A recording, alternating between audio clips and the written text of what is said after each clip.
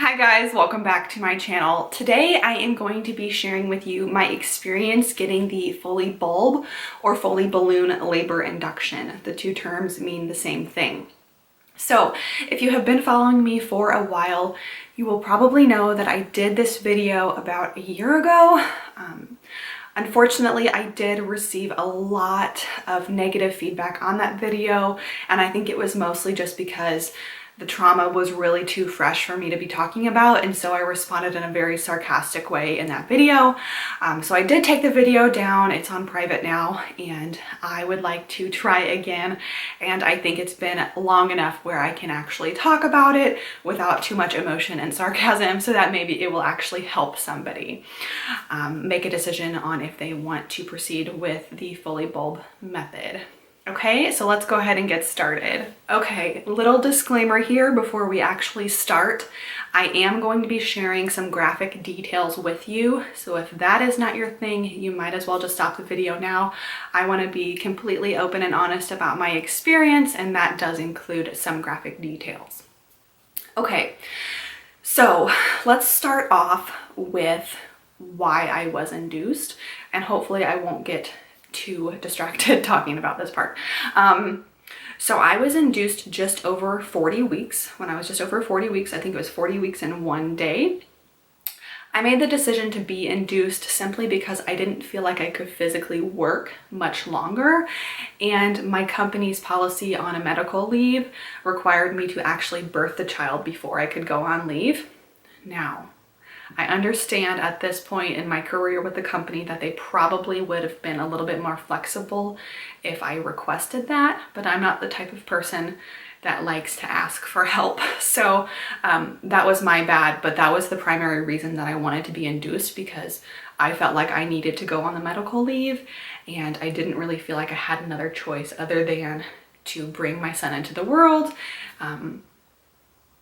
So yeah, I mean, it's not a really valid reason. I know there's a lot of medical reasons why people are induced, but for me, I had just gone over 40 weeks and I physically didn't feel like I could work that much longer.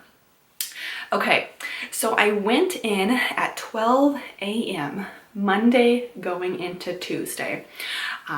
It took them a while to get me admitted and everything, so I was actually induced around 2 a.m. Tuesday morning. So when they insert the Foley balloon, essentially it's a mechanical dilation.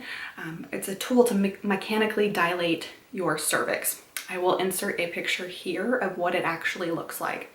But essentially, they insert a ball into your cervix, and the whole point is that they'll fill it with saline, and over time it will mechanically open your cervix or mechanically dilate your cervix so that you'll start to see a progression of labor.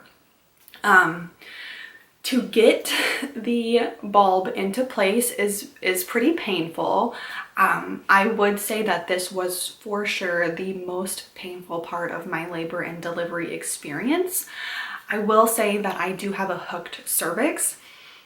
My doctor told me that when I was, I think at my 36-week appointment, when I started getting my cervix checked for dilation. It essentially just means it's a little bit harder to get to. So when the lady came in to insert the balloon or the bulb, she did confirm that I did have a hooked cervix, and so it took about 5 minutes for her to get it into place. It was very, very uncomfortable, a lot of pain, a lot of pressure, as you would assume inserting something like that would be.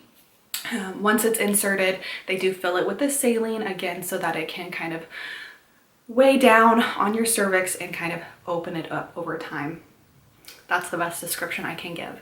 Now, attached to the bulb or the balloon, those are interchangeable terms. I'll kind of use them interchangeably throughout this video if you can't follow along. So there are two tubes in my situation that were attached to the ball, and essentially they use them to tug on every hour to see if you're dilating any further. So the whole idea behind the Foley bulb is that once you are fully dilated to like a 4 or a 5, not fully dilated, but dilated to a 4 or a 5, they'll tug on those cords and it will just come out. Once you get to like a 5, your labor will progress much faster in most cases than those first stages of labor. Getting from like a 1 centimeter to a 5 centimeters usually takes quite a while. So you have those cords, they tug on them about every hour. For me, they taped the cords to the inside of my thigh so that they were not just swinging everywhere. I will say for me, the bulb and the cords just made everything more uncomfortable. I had always pictured myself as being someone who is going to walk around during labor, walk the halls, use a yoga ball to kind of bounce on during labor, and I just was not comfortable to do any of those things because there was just a constant pressure and constant pain, and just like an overall uncomfortableness associated with the Foley bulb. Also, the tubes did leak blood, so when I would get up and walk around, the very few times that I did that, I would drip blood all over the floor while I was walking, and it did make going to the restroom difficult as well. Just obviously there's cords down there, so it just made things a little bit messier. So there's that experience.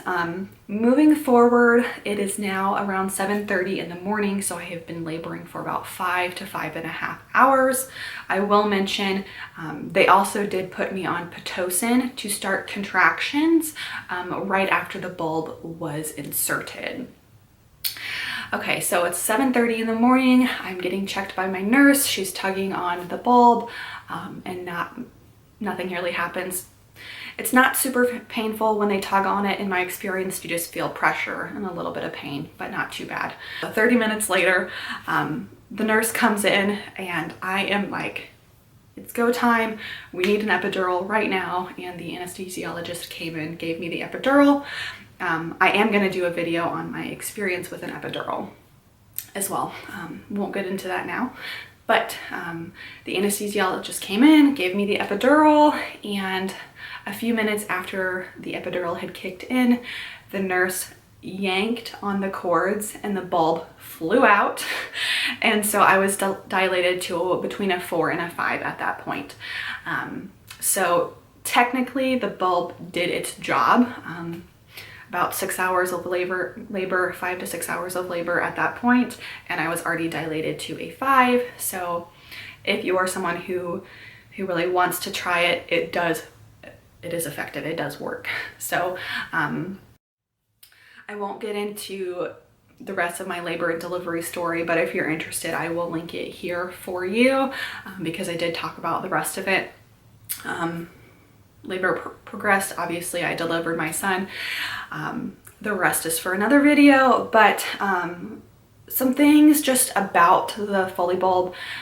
I had a fever when Grayson was born, and Grayson had a fever when he was born.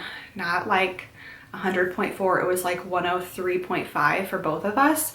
And I had done some research after the fact, and I had discovered that it was pretty common with the Foley bulb induction for women to have a fever as a result. So I did have a fever. It could be that, it could be a combination of things, not really sure, but it's just something to note. As far as my whole experience, I would not recommend it to anybody if you have a choice. I think there are other methods that are just as effective and are going to be less painful. I only have the one child, so I can't really compare it to anything else, but I would say that overall it just made my experience a lot more uncomfortable, and I just didn't feel like I could move around as much because, again, there was constant pain and constant pressure. That's really all I have to say about that. I hope that this video was helpful for at least one person. If it was, be sure to give me a big thumbs up, and make sure you subscribe to my channel for more content. Thank you guys so much for watching, and I will see you next time. Bye.